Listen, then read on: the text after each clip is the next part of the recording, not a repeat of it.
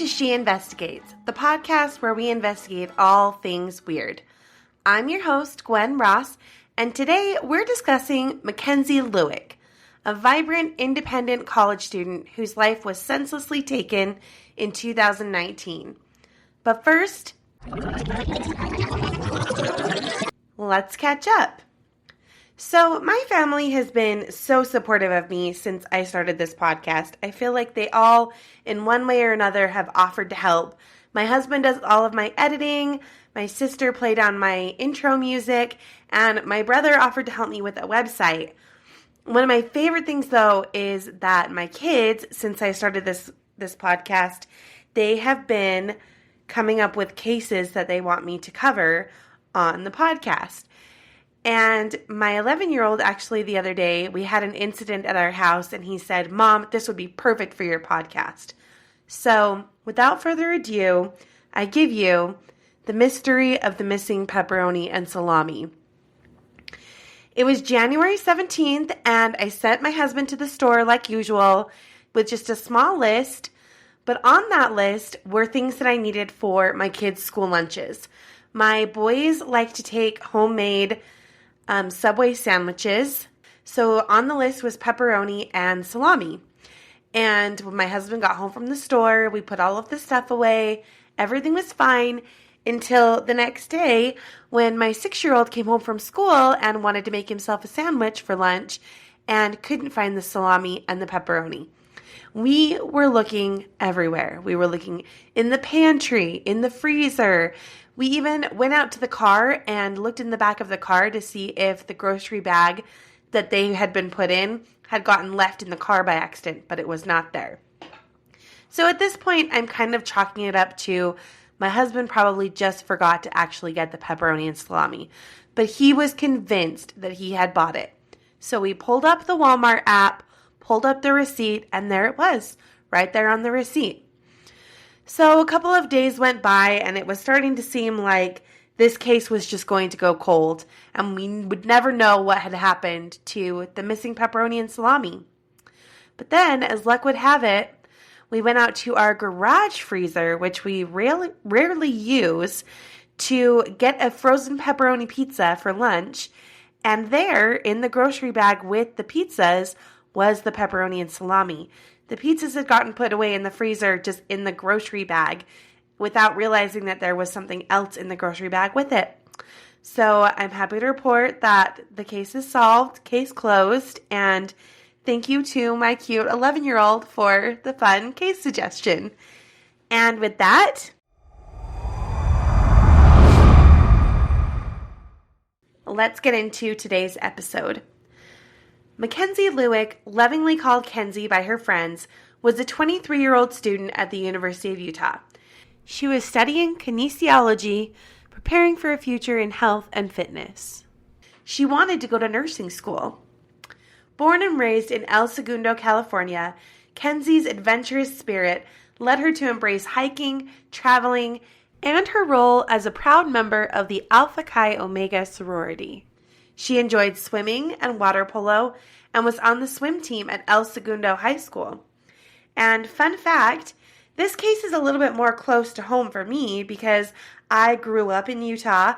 I've lived in Utah my entire life, and I actually also attended the University of Utah for a couple of semesters after I graduated high school. Mackenzie's family and friends remember her as someone who could brighten any room. Kenzie was an animal lover, especially fond of her cat, Nova. In fact, she even threw a birthday party for her beloved Nova and invited friends and family, and I love that. There's just something so endearing about people who throw birthday parties for their pets. I absolutely love it. Her social media showcased her zest for life, her travels, and her close relationships. She grew up as a member of the Church of Jesus Christ of Latter-day Saints, but at the time of her death, she wasn't currently practicing. She wanted to kind of find her own path and discover who she truly was as a person. But on June 17th, 2019, after returning from her grandmother's funeral in California, Kenzie's story took a tragic turn. Mackenzie was close with her grandmother, and upon hearing of her passing, she took a flight to LA to be with her family to celebrate the life of her beloved grandmother. On June 17th, she caught a late-night flight home, and her flight landed around 1:35 a.m. She texted her family just to let them know that she had arrived safe at around 2:01. And from there, she is seen getting into a car outside the airport, a decision that would mark the last time she was seen alive. When Mackenzie failed to check in with her family and post on social media for 3 days following her flight, concern started to arise. It was just so unlike her to not respond to texts that her friend Kennedy Stoner actually even thought that she might be mad at her. She was sending texts and Snapchats to Mackenzie, and they were all just going completely unopened. So her dad eventually decided to call into the Salt Lake City Police Department and request a wellness check. So officers went to check on her at her house, and when they got there, her car was in the driveway, which they thought was a good sign, but there was no answer on the door after knocking repeatedly. After reporting back to Mackenzie's dad, they got in contact with her friends, professor, and boss, and nobody had seen her. So by the end of the day, the Salt Lake City Police Department launched an investigation, and her case actually was sent to the homicide squad, which to me felt a little bit premature, like she's just missing. We don't know that she's been killed at this point. But she had such a close relationship with her friends and family that it just didn't seem possible that she could be a runaway. The first thing that they did to investigate was they pulled the surveillance footage from the airport. It showed her come off the terminal, head to the baggage claim, and then out to a waiting vehicle. And nothing seemed out of the ordinary. Nobody appeared to be following her, and she seemed normal by all accounts. Her friends began investigating on their own, posting pictures of her online, and reaching out to people who knew her.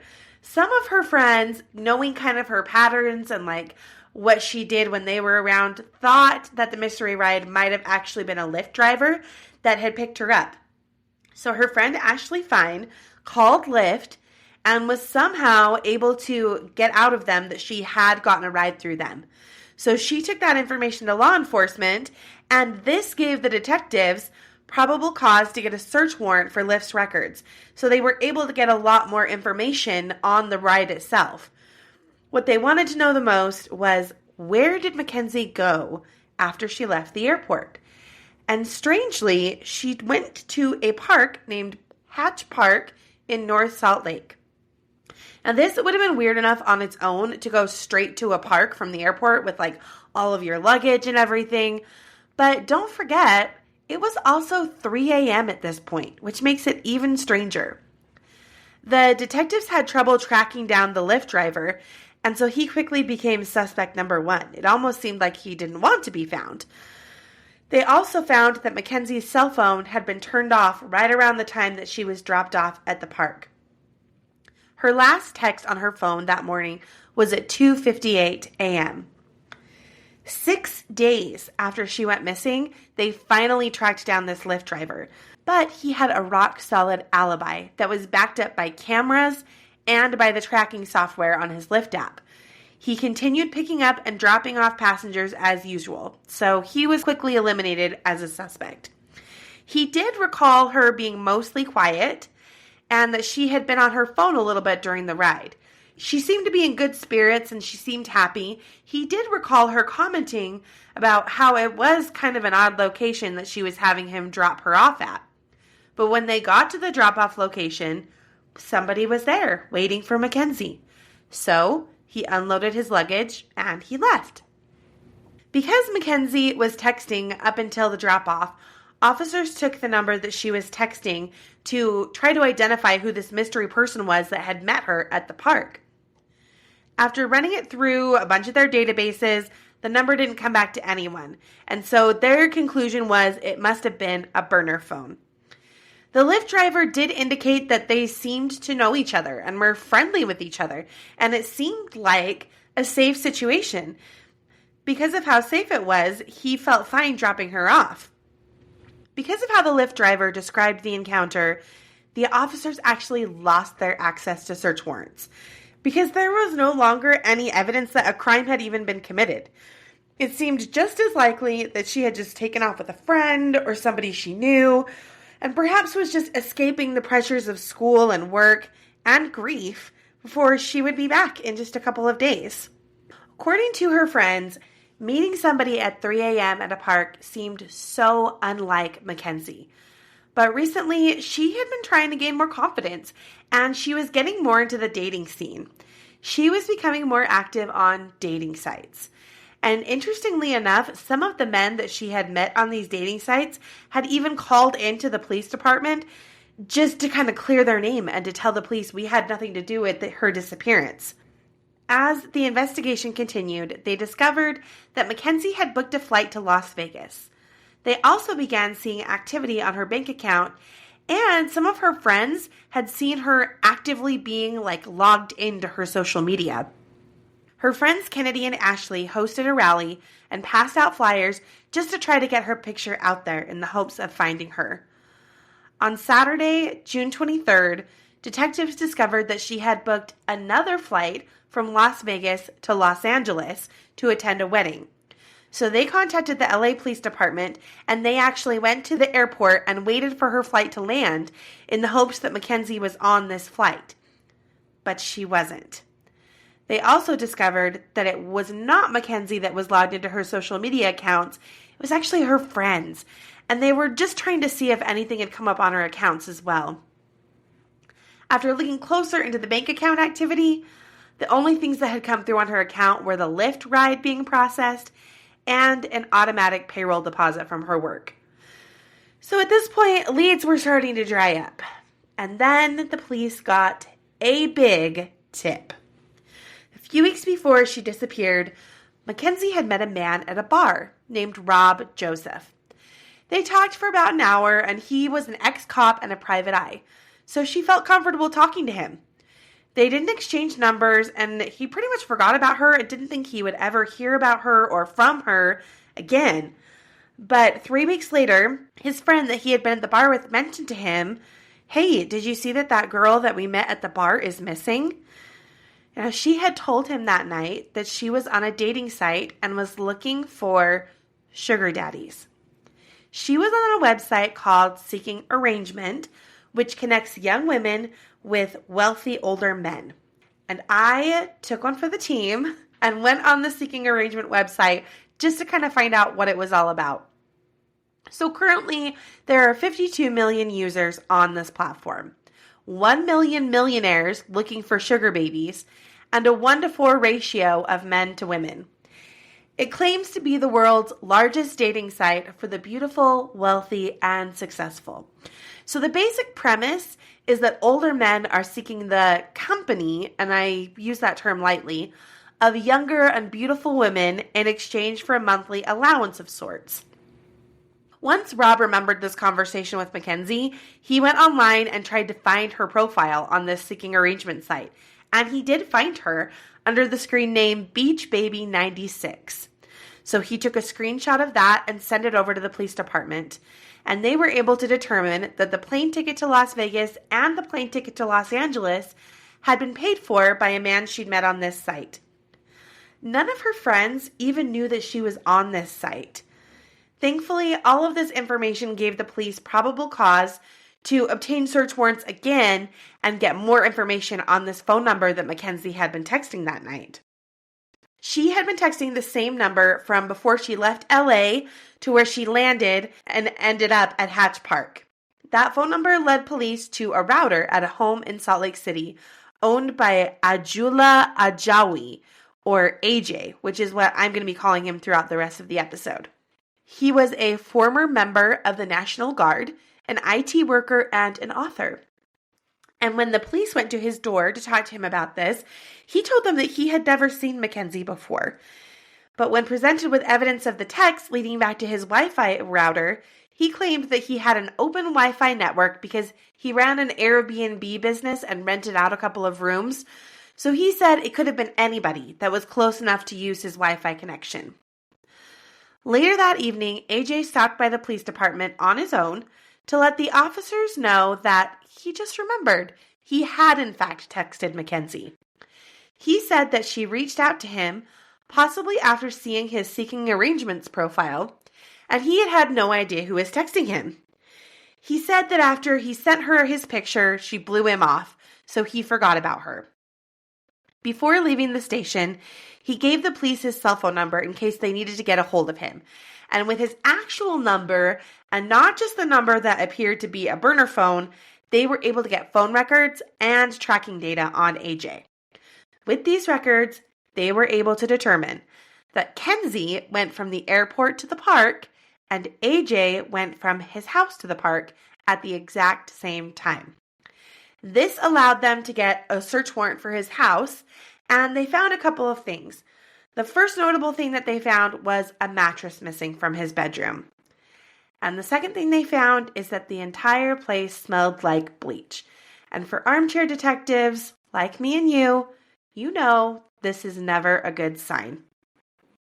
While conducting this search warrant, a neighbor actually came over and she told the police about this strange trash fire that AJ had started just a week earlier that had burned really strong and had a horrible smell. Some of the debris from the fire had actually even blown into her yard, and it was collected by the officers. It seemed like it was possibly some type of clothing, had kind of a faux leather look to it. In AJ's yard, they found a freshly dug spot of soil, and they decided to call in the cadaver dogs. And so they brought in the dogs, and they instantly hit on this spot as containing human remains. So AJ was taken into custody. The backyard was dug up more, and they found more clothing, bags, and actually a burnt iPhone.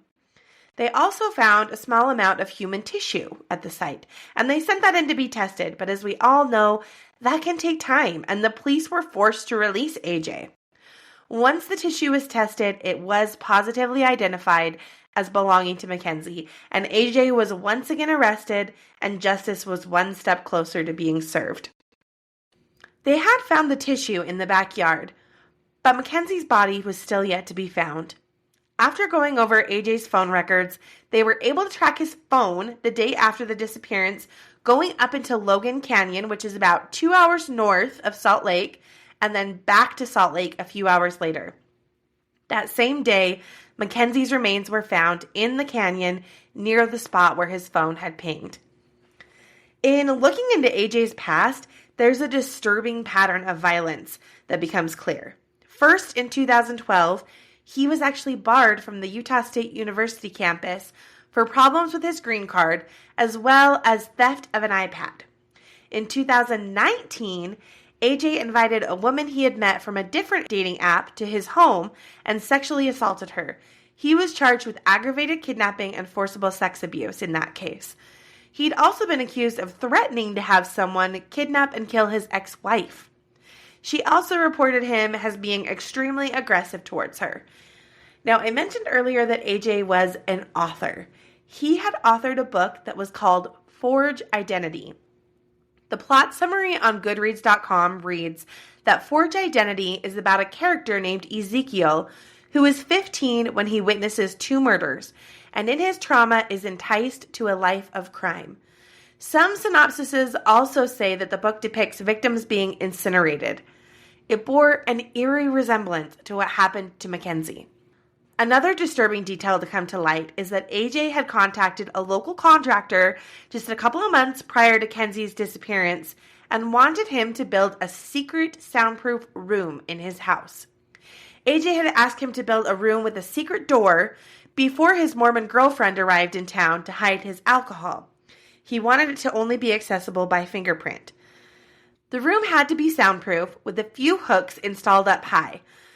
AJ told the contractor he wanted to listen to music as loud as he could and wanted to install a wine rack on the hooks.